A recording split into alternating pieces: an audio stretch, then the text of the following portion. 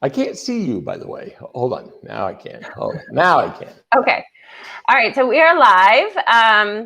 I am Kate Howe. I'm the co-founder of Postcards for Parents, and I'm with Dr. John Stewart. Nice to be here with you, Kate. And I'm the clinical director for Postcards for Parents, and I'm proud and happy to be a part of this endeavor. Yeah. So it's great to chat with you today. So today we're talking about something that's kind of a much more difficult topic than, for example, play, which we talked about last week. So it's bullying, and I feel like there's a heightened awareness about it now, particularly with kind of online bullying, cyberbullying, and a lot of kind of maybe more race-based kind of harassment or sex-based, gender-based harassment. Like there's just a lot more awareness of the different forms and how harmful it is than there was, I think, when I was growing up, for example. Yep.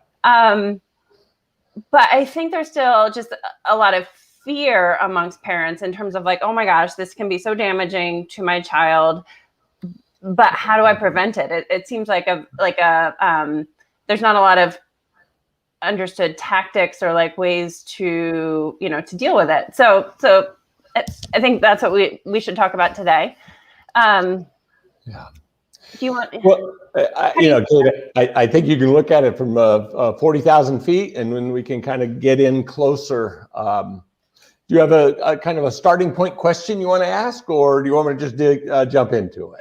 Yeah, I guess describe the dynamic of bullying and then give some examples of how it happens. Because I think another thing is that maybe there's this stereotype of like, oh, the kind of like brutish kind of schoolyard bully. Yeah. And certainly that's one kind, but I think it's probably like, probably many kids of parents that maybe your own kid can have bullying tendencies or can do that in some circumstances. So yeah, can you describe the dynamic and kind of how it arises?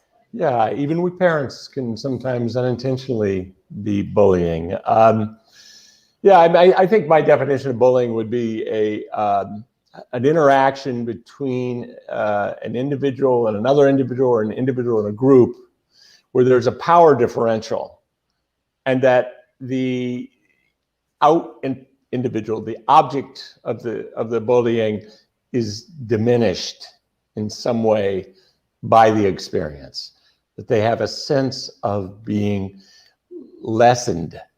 That can take a lot of different forms, and that's a pretty broad definition. But I think that power differential is a critical variable, and that bullying is defined by its impact on the individual, not by some objective assessment of whether or not what was happening was bullying. It's all about how the individual child experiences it. Because there can be, I think that you might, in a family that kind of banters and throws around a lot of teasing, and it goes back and forth between, parents and kids, and you could have something there that in another family, between siblings or between parent and child could be experienced as bullying. But in this family, it's just part of the culture of playfulness in reality. However, the level of attunement that it requires on the part of parents to kind of discern whether or not a child is being diminished by a relationship where there's a power differential, it takes a lot of kind of slowing down and trying to get a sense of it. So, one of the dynamics one of the tasks in parenting around bullying is first recognizing that there are two sides to the bullying, both of which are problematic. We usually think about the victim of the bullying, but then there's the individual, there's the kid and there's the parent who's watching their child kind of interact with others in a bullying way. And that's a tough parenting dynamic, as well as watching your kid be victimized by a bully. So it's a two-sided factor. I think that more often than not, we think about it from the stance of the bullied. But we also know that the vast majority of the times, kids who bully are kids who have been bullied. And the kids who bully have a core underlying, oftentimes very deep vulnerability that they are attempting to manage by basically projecting their vulnerability onto somebody else, directing the attention onto somebody else. The idea that if I can keep that person down, maybe it's not all going to come my direction. And virtually all of this is unconscious. Okay. Huh. So I wanted to ask one thing that you talked about, which was the power differential. I mean, in a family, you know, between a parent and a kid, or an older sibling and a kid, then that's kind of clear, the power differential. But in, say, a classroom situation where everybody's peers, why would there be a power differential between some of the kids? Because there always is. Okay. You know, what it's defined by in different settings is going to be different variables. But if you do what's called a sociogram in a classroom, where you identify who's close to you ask kids who has the power in the classroom. Oh, they know. Yeah. They know who to mess with, who not to mess with. They know who to kind of play up to, who not to. I mean, there's always a power differential. I'm saying always. I don't think in close friendships, well, even there's almost always some power differential, but power differentials are just inherent to human relationship. You know, it's the issue of competitiveness. It's certainly diminished, and it's not a very, you don't want it to be a part of a close friendship. And I'm not saying that it is always there, but boy, in child and adolescent peer groups, larger peer groups, kind of cohorts of kids who are thrust together, it's there. And in peer groups of groups of kids who call themselves friends, they know who the leader is, they know who the follower is. So yeah, so I mean, I can understand that in terms of like the person who's the leader of a group, or a more popular person in a class. I guess where I still need clarification is a couple of things. So one is, you know, people can get bullied even if they are popular, even if they're smart, even if they're like great athletes, you know. So in some senses, it could seem like a bully might have less power and is trying then to like diminish people who have more power. Is that something that happens? Well, no, I think that does happen, but I think that if they are able to pull the dynamic off, well, they're pulling it off because they have found some way to a power differential where the bully has an upper hand. Somebody who's in a one-down position is not able to exercise bullying. It just doesn't work. Now, it may be that in one setting, you're the bully, in the other setting, you're the bully. I mean, it's not like this is something that's just, you know, it's static in that way. But I think that, you know, I absolutely think that, and it can change, you know, it can change. You watch this with peer groups. I watch it with both boys and girls, but I think adolescent girls and young adolescent girls who are they're so verbal, they're so much more sophisticated than adolescent boys who are, you know, they're just kind of grunting and hitting each other for a while. Adolescent girls have, you know, they're picking up on and dealing with some more powerful dynamics, and you'll see those peer group kind of power dynamics just shifting year to year, dyads being formed, dyads breaking down. It's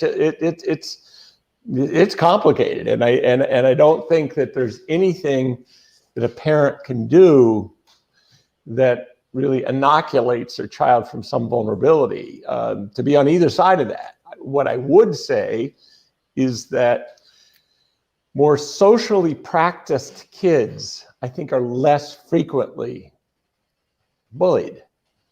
That kids who have lived more isolative lives, either as only children, I'm not saying only children are always bullied, they're not, but they're a little more vulnerable because they've had less experience with peers. Kids who are a little more cerebral and are, you know, they're living partially in the world of their thoughts and what they're reading and those sort of things. Those kids tend to be a little less skilled in managing the dynamics, the often competitive dynamics of peer relationships. And so it's, you know, I think that one of the things that parents can do is do everything they can to help their kids have ongoing exposure from an early age, play dates, things like that, help their kids become comfortable and socially competent through practice. Yeah. So that's one variable. There's some other things that we'll talk about as we get a little further in. Certainly, if bullying is a part of the family, if you have a dad that bullies a mom or a mom that bullies a dad, those dynamics, they get absorbed. They become a kind of unconsciously legitimized avenue to dealing with vulnerability. So let me ask something else as well. If a kid is not experiencing that in the family and sort of doesn't want, I guess I'm asking, is there a way to is it either bully or be bullied at this age, or is there a way to kind of not? I'd like to think that it's not that. I really do, but I think that some of that does seem to play out, particularly at particular stages. Middle school is a tough point where kids are all, in middle school and early high school, there's a huge premium on being the same, of somehow not sticking out, of somehow, and if you do stick out, you stick out just a little, with just a little finesse, right? But not sticking out much. And so I think that those kids who are outliers in their inability to either tune into that's what I need to do, or their inability to care that or recognize that it's important to somehow do that. There are a lot of variables that put kids kind of behind the eight ball with respect to this dynamic. And I want to be clear that bullying is not always done by awful kids. I mean, it's sometimes done by kids, who are just stumbling into this whole new world of what it is to have power, and they're blinded by it, and their capacity for empathy in those moments is not great. So I think that on both sides of it, there are ways in which we need to always stay in a position of kind of nurturing the evolving self, in a way that carries both an appreciation for who the child is, carries a sense of hope for what their trajectory is, in either, whether it's the victim or the perpetrator. You don't change kids' path by in some way creating, a story about them as a victim who somebody owes them an apology because they've been victimized, and that one of the dynamics that I think parents have to watch for is when we see our kids being bullied, it can go in deep. Right. And we need to figure out how to respond to that in a way that is not an over response, because our over response actually on some level conveys to the child that they are more injured than they may well be, that it undermines our expression and our belief in their resiliency. But that doesn't mean that you just stick your head in the sand and act like it's not happening. I think it's absolutely helpful for kids to feel felt by parents. Go, you and Susie were really good friends last year. That looks hard. She's gone in a different direction, and I know that's hard. Kids are ashamed of being in that bullying position. Often, they'll oftentimes deny it vehemently. And then you'll find them crying in the room later, and they are not denying it at that point. Yeah. So, but I think that just as parents, the task is to convey to your kids that you believe in them and that you take joy in them, that you have fun with them. If you've got a kid who's fallen on the outs, because I think that's probably the most common form of bullying is, one-on-one bullying happens. It does. And it's something to be attuned to, but it's more often kind of a peer group dynamic, and somebody's on the outs and others are on the in. And I think there's not a lot you can do about that, but for a little while, you may end up having to be your kid's friend. Do fun stuff with them. Don't get too lost in the sadness, but also don't be oblivious to it. So Yeah. it's a hard balance. Yeah, I had a experience with my daughter when she was younger. So I think it's kind of less maybe entrenched and strong kind of in the early elementary years. But just at kind of a neighborhood party, two friends were doing that kind of like, oh, telling secrets, and then like, oh, well, don't tell her. And it was very, very hurtful to her. And I think my first reaction, my husband's first reaction was to kind of like, nurse her and help her feel better, but to not, not like do anything with the other families, like not confront them. Not to intervene. Right. But my daughter said that she wanted an apology. So it sort of made me think, and, we know these families, like we've been friendly with them since preschool. So I just thought, well, why wouldn't I at least address it? So I did end up talking to the two of their moms, and I felt like it turned out great. Like they were very open. They were sorry that it had happened. They shared experiences that their kids had, with other friends that were kind of similar. I think they spoke with their kids in a non-confrontational way, and both girls actually ended up apologizing to her. So again, it was younger, but it just felt like, maybe if, depending on the circumstances and with the kind of community that you have, is that advisable, or is that not? I like anything that works, Kate, and that worked. It could have not worked too. Younger kids, it is easier for parents to play an intervening role. It absolutely is. As the kids get older and they're individuating, it becomes really complicated when adults come into it. There's some bullying research that I went to a conference a number of years ago, and it was new research. It was just looking at what are the most effective ways to help kids manage bullying, and relatively low on the list was to get your parents involved in it for teenagers. That was one of the ways that you could oftentimes make it more difficult. Because that's embarrassing, or that takes have the power. It reinforces the power differential, and then if that kid feels like they've gotten in trouble for it or been called out, it's just then stuff may go below the radar even further. One of the things that they talked about as being one of the most effective ways to manage bullying is for kids to not pretend that they don't notice it, to kind of stonewall it, because that doesn't work. That's it. But to take it and kind of go with it, kind of like the judo form. Just take. I can't believe you wore those shoes today, and on one level the kid's going, oh God, I humiliated myself. Why did I wear these shoes? And if they're able to go, oh yeah. Oh man, you're right. I don't know what I was thinking. These are awful. That when you're able to kind of playfully go with what you're being teased about or what you're being bullied about, that it is helpful. I also think that there is a point where kids do have to stand up to the bully for their own dignity, because the law of bullying is that if I live here and I'm trying to get to school and a bully shows up midway and says, no, you can't go that way anymore. I have to go up a block and then go to school. Well, after I do that for a little while, the bully shows up at that block and says, no, you can't go this way.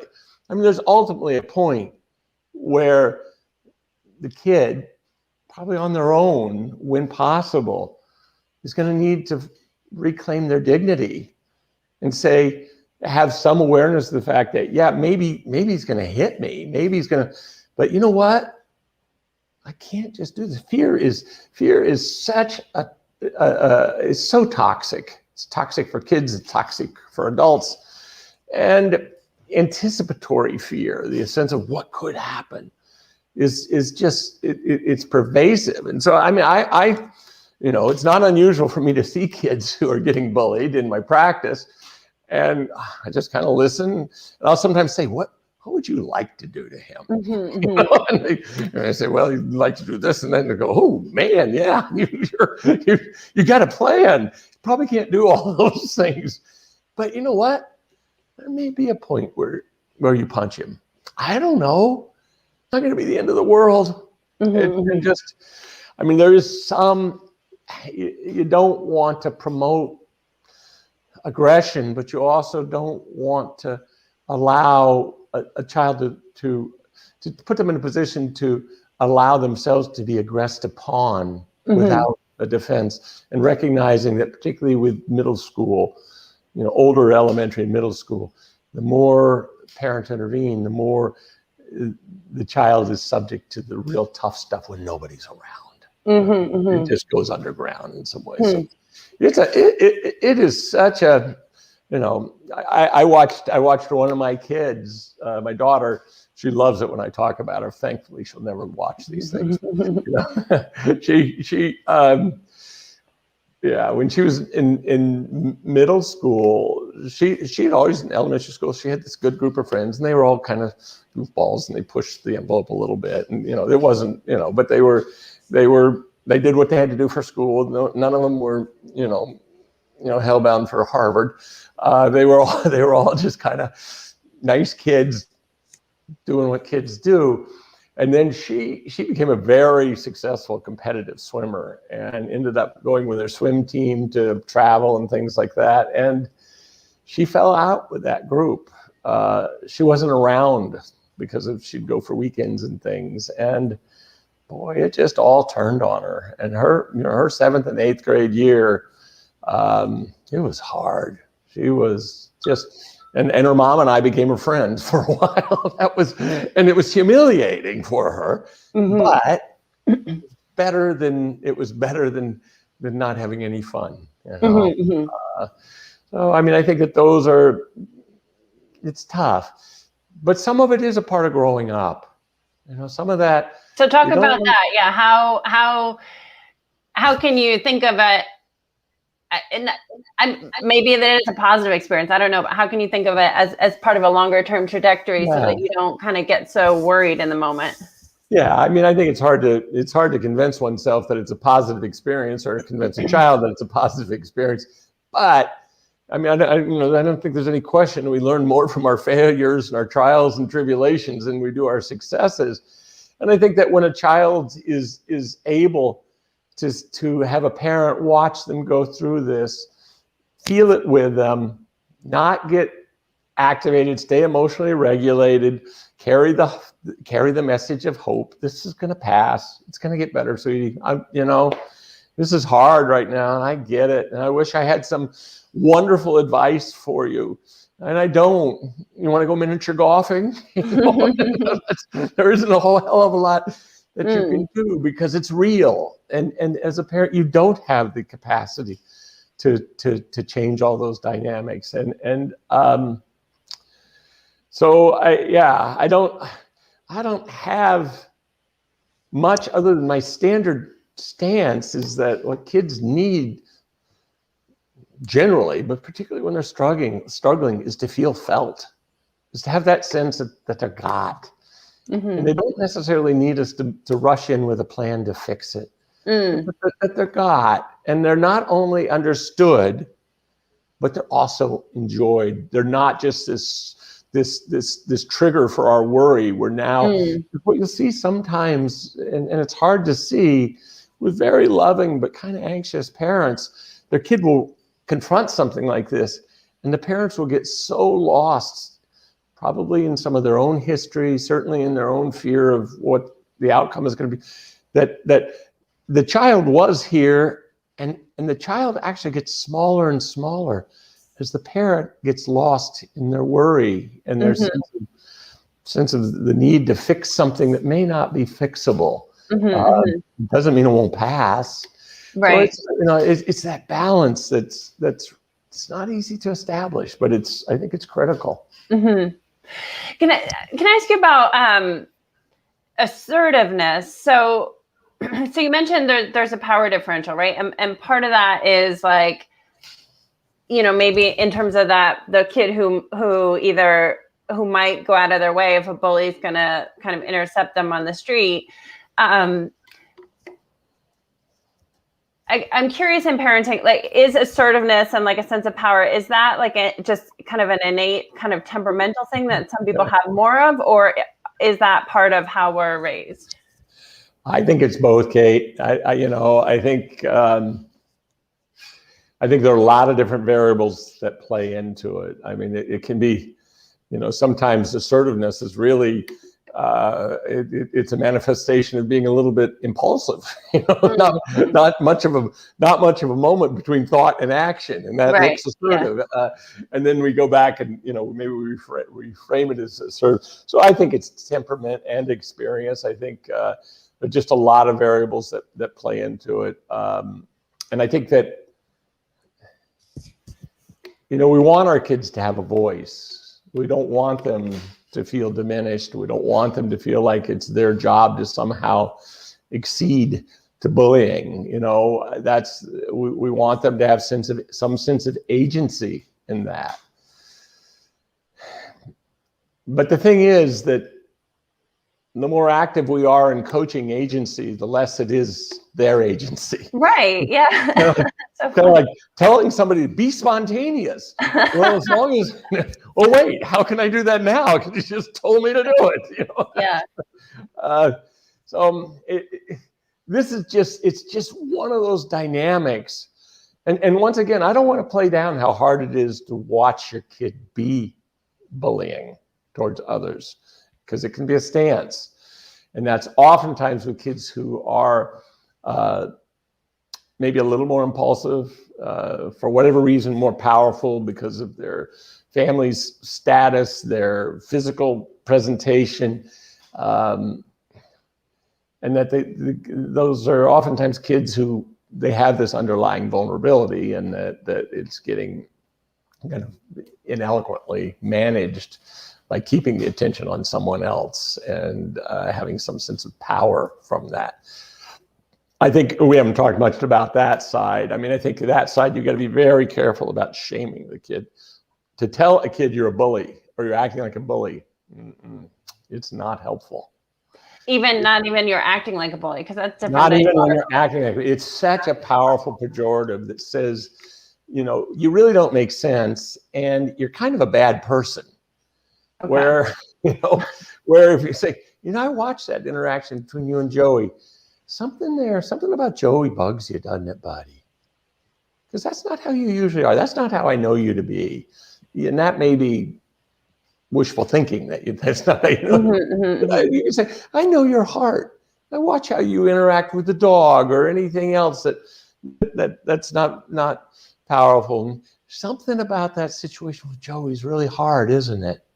So that you're conveying back to them, not a judgment, but trying to help them understand themselves. And as soon as you label it as something as pejorative as bullying, it just agitates. Right. And will make them more likely to not monitor or even be curious about what they're doing, because they know it damn well it's not bullying. Right. Right. This kid's asking for it or whatever. Right. Well, I mean, I thought that was interesting that you said there's something about Joey that bothers you. I mean, because that seems like it makes it the victim's fault. You know what I mean? You're presenting it to the kid as if it's external. Is that okay? Well, I think that there is something about Joey that bothers him. There is something about it. There's a reason why Joey has been picked. I mean, what Jung would say is that the bully sees their most vulnerable and difficult aspects of themselves in that other person. And that activates us. There is a reason why. There's a reason why, and for us to stay in a position of curiosity and acceptance and hope for the child who is a bully is really, that's the way that we're going to nurture change. Right. Shaming does not nurture change. It doesn't work. I wish it did. It just doesn't. Right. Well, I mean, what you're saying is, feels very relevant. It feels.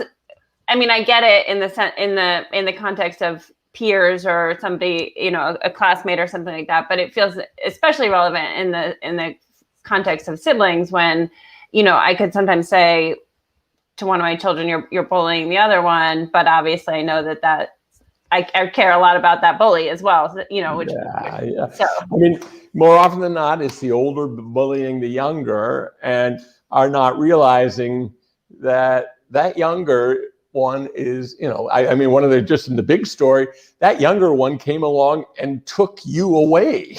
That was a big cost. Now, I'm not saying it's not good to have siblings, but there are some injuries associated with being an older sibling who watches the role of with two kids, it's particularly pronounced, but with more kids, it's almost as pronounced in a little different way, that, you go from being the center of the universe to not, and there's a little bit of that the younger sibling is going to pay for. right. Not always, because I think there are times when that older sibling, and some of this, I don't know if it's temperament, some of it's what's been reflected back to them by their parents. The older sibling, when they have a little one around, every time you have any chance to say, "Oh my God, you are so good with him," I think I would have wanted to push him off of the chair the way he was acting, but you didn't. You've got this power inside you, buddy, that I just so appreciate. So that you're reflecting back, helping the kid who could be in a bullying stance with the child begin to look for that part inside them that gives them an alternative to responding to the powerlessness by whacking their sibling. So you just look for all those opportunities, and you write a story, a narrative that you offer them about what a good big brother or good big sister is, or how much, your sister was so proud of you when she watched you out there playing soccer or whatever. She wanted everybody to know you were her, even you make stuff up, I don't care. Just things that provide for the older one a sense that the younger one is affirming of their being special. And is that, I imagine, and I've read about a similar tactic in a school setting, if there is a kid in a classroom who is doing bullying behavior, kind of both giving them responsibilities and giving them praise for their power. So you're kind of trying to fill up that power hunger in other ways. Absolutely. That the more we can provide a youngster who's needing to kind of manage their insecurity through acting it out and bullying, the more we can provide them experiences that are affirming, that make them feel like they have a place where they belong. There's no question, the sooner they absorb that stuff, the less they're going to need to do what they're doing. Everybody's kind of a victim in that dynamic. Yeah.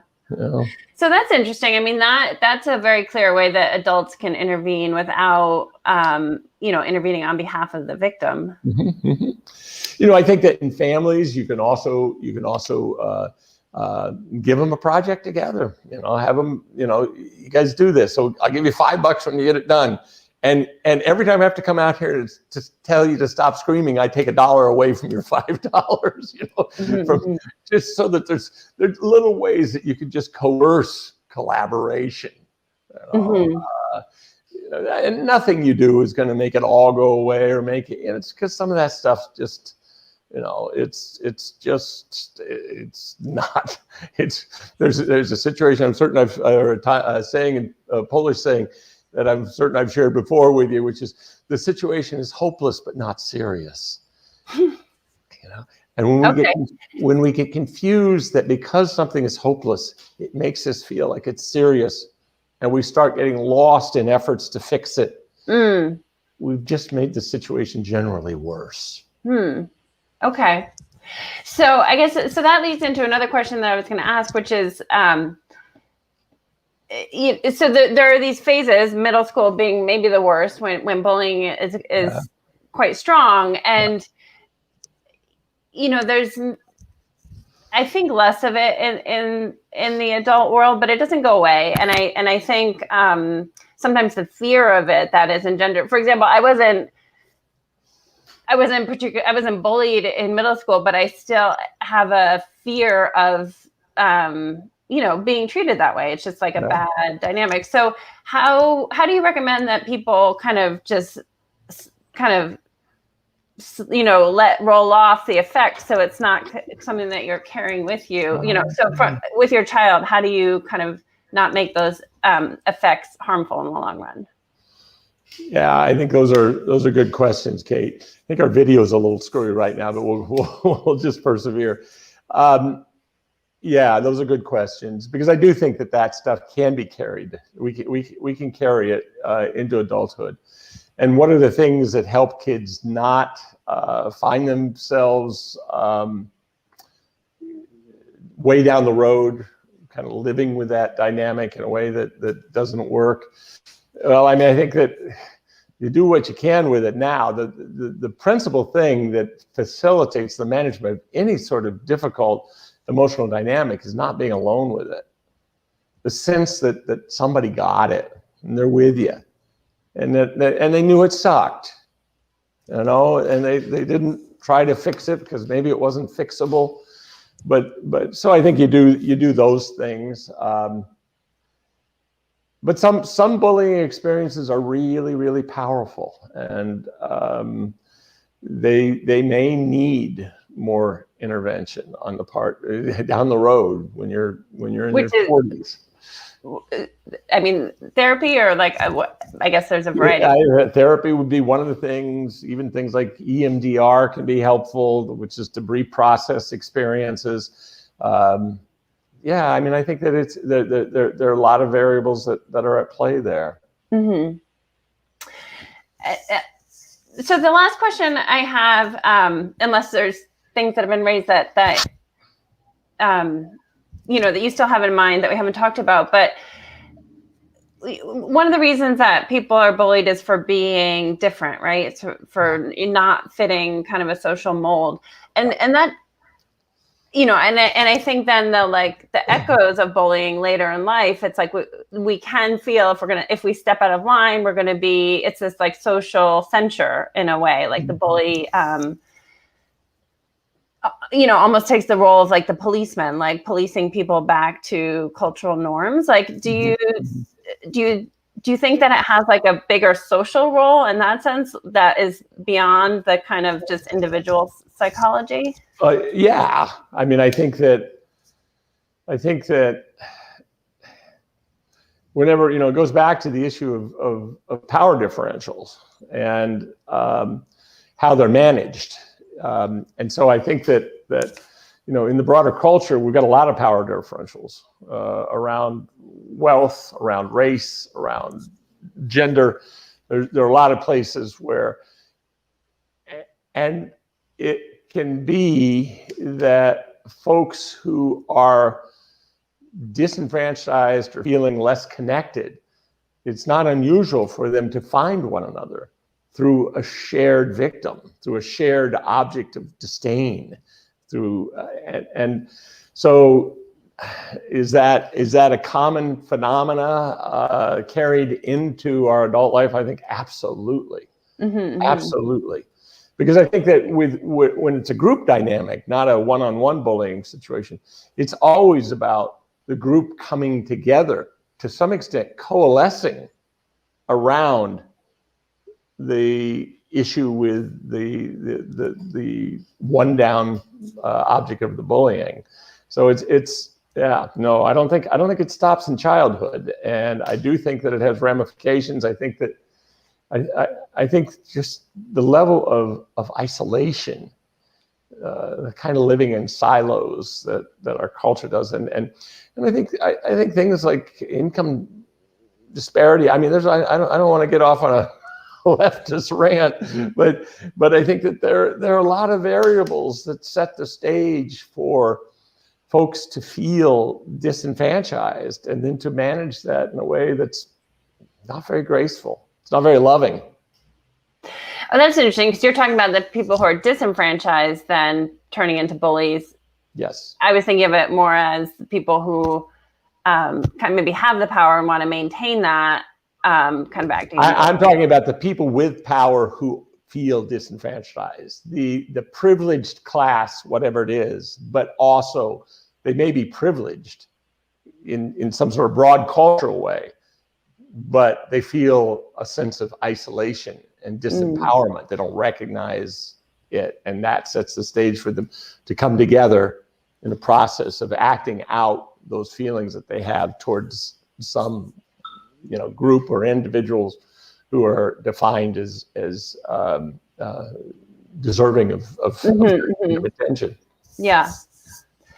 Okay, so let's bring up one more question, which is around shame, because I feel like that's kind of maybe like the most, I don't know, that feels like maybe one of the worst part of bullying is that you feel like you've been like targeted for shame by the bully, and then if word gets out, like then that's even worse because other people know that there's something so shameful about you.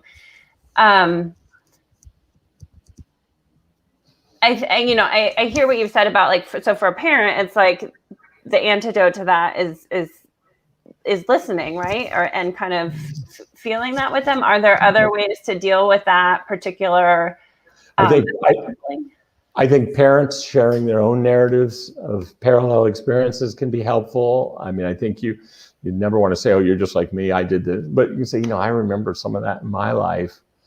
And it did get better, but God, it was hard. It really was. Just the sense of not being alone, somebody feeling, they feel it, they're not alone. They've got somebody that they respect and appreciate, did make it through to the other side. Those are the relatively impotent, but at the same time, best options we have, because I think that it is hard. And the shame, you're absolutely right, because when kids are feeling bullied, on some level, they internalize it as something that they deserve. And that's where we want them to find their voice. That's where we want them to be able to talk about it. We want them to have the opportunity, not to have us talk them out of feeling shame, because that doesn't work, but to walk beside them, talk about your own experiences, let them see that you enjoy them, let them see the hope that reflects back from you for them, not in a hope narrative like, well, you're gonna do this and this and that's gonna. It's not that. It's more of just a sense of, this is hard. You're gonna figure it out. I know you will, but it's hard right now, sweetie. I'm sorry. Ugh. And also, I imagine, having, for example, different friend groups, different activities that they, if they're a great swimmer, for example, like your daughter, or they love chess, or finding those areas of strength and kind of community. Absolutely, finding a new peer group sometimes. Yeah.